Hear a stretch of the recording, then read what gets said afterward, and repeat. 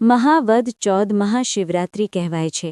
આ પવિત્ર દિવસે ભાવિકો આખો દિવસ ઉપવાસ કે ફળાહાર કરી રાત્રિ ભગવાન શંકરની બીલીપત્રો વગેરેથી 4 પ્રહર વિધિપૂર્વક પૂજા કરે ને રાતના જાગરણ કરે તેના પર સદા મહાદેવજી પ્રસન્ન રહે છે।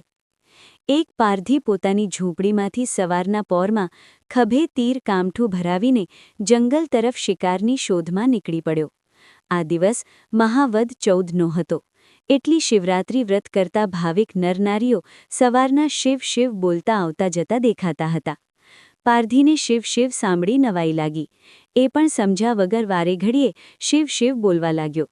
તે તો જે સામે મળે તેને મશ્કરી રૂપે શિવ શિવ કહેતો। આમ તે અજાણપણે ને મશ્કરીમાં ભગવાનનું નામ લેતો હતો। શાસ્ત્રોમાં કહ્યું છે કે ભગવાનનું નામ અજાણપણે કે મશ્કરીમાં અવળું સવળું બોલાઈ જાય તો પણ તેનું ફળ મળે છે। આજનો દિવસ મહાપવિત્ર હતો। તહેવારનો અને વ્રતનો દિવસ હતો। આ દિવસે પાપ થાય નહીં અને કુદરતી રીતે પારધીને જંગલમાં ખૂબ આથળવા છતાં એક પણ શિકાર મળ્યો નહીં। આથી તેના પાપ થતું અટકી ગયું। વળી શિકારની શોધમાં દિવસભર તે ભૂખ્યો તરસ્યો આથળતો હતો એટલે અજાણપણે તેનાથી ઉપવાસ પણ થઈ ગયો હતો। મનુષ્યનું શ્રેય થવાનું હોય ત્યારે સંયોગ આપોઆપ ઊભા થઈ જાય છે। પારધીને કોઈ શિકાર મળ્યો નહીં એટલે રાતવાસો જંગલમાં જ રોકાવા વિચારી બીજા દિવસે સવારે શિકાર કરી પોતે ઘેર જશે એમ વિચારી તે સાંજ પડતા એક સરોવર નજીક આવેલા બીલીના ઝાડ પર ચઢીને બેસી ગયો। આ બીલી વૃક્ષ નીચે પુરાણું શિવલિંગ હતું ને તેના પર બેઠેલો પારધી આમ તેમ હલતો હતો એટલે ઝાડ પરથી થોડા બીલીપત્રો નીચે ખરી પડતા હતા।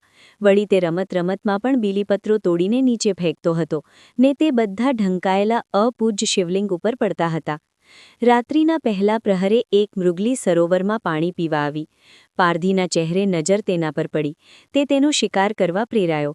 તેણે ખભા પરથી તીર કામઠું ઉતારી નિશાન તાકવાની તૈયારી કરી પણ હલનચલન થવાથી વધુ પાંદડા ખરી પડ્યા।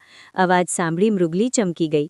પારધીને ઝાડ પર બેઠેલો જોતા જ તે ગભરાઈ કહેવા લાગી, હે પારધી, તીર મારીશ નહીં।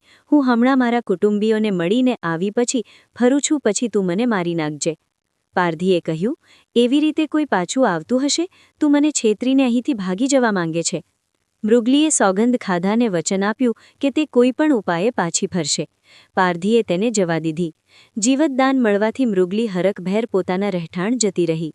રાત્રિના બીજા પ્રહરે બીજી મૃગલી તરસ લાગવાથી તે સરોવર કાંઠે પાણી પીવા આવી। ત્યારે પારધી તેને મારવા તીર કામઠું લઈને તૈયાર થયો। આ વખતે પણ તેના હલનચલનથી ઘણા બીલીપત્રો નીચે શિવલિંગ ઉપર ખરીને પડ્યા।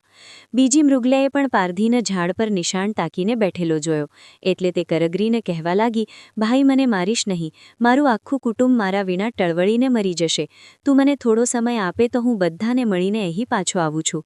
પારધીએ કહ્યું, થોડીવાર પહેલાં 2 મૃગલીઓ પાછી આવવાનું બહાનું કહી ને સોગંદ ખાઈને ગઈ છે પણ હજી સુધી કોઈ આવ્યું નથી।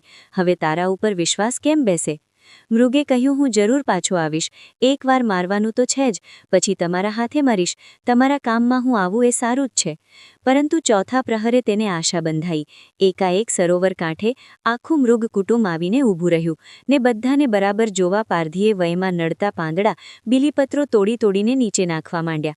તેનાથી ચોથા પ્રહરે પણ અજાણપણે આમ શિવપૂજન થઈ ગયું। આ વખતે શિવાલયોમાં ઘંટનાદ થવા લાગ્યા ને આરતી થવા લાગી ને હર હર મહાદેવના પ્રચંડ નાદ સાંભળવા લાગ્યા। આ સાંભળી પારધીને જ્ઞાન ઉપજ્યું ને તેણે મૃગલાઓને માર્યા નહીં। તેણે કોઈ પણ પ્રાણીની હિંસા કરી નહીં કરવાની પ્રતિજ્ઞા લીધી। તે સાથે જ દેવ વિમાન ત્યાં ઉતર્યું ને દેવદૂત પારધી તથા મૃગલાઓને તેમાં બેસી જવા કહ્યું। પારધીને શિવલોકમાં લઈ જવામાં આવ્યો ને મૃગલાઓને શિવલોકમાં લઈ જવામાં આવ્યા। ત્યારથી મૃગશીર્ષ નક્ષત્ર પ્રસિદ્ધ થયું। હે મહાદેવ, જે તમારું અજાણપણે પણ નામ લે, પૂજન કરે તેના પર પ્રસન્ન થજો ને ઉદ્ધાર કરજો।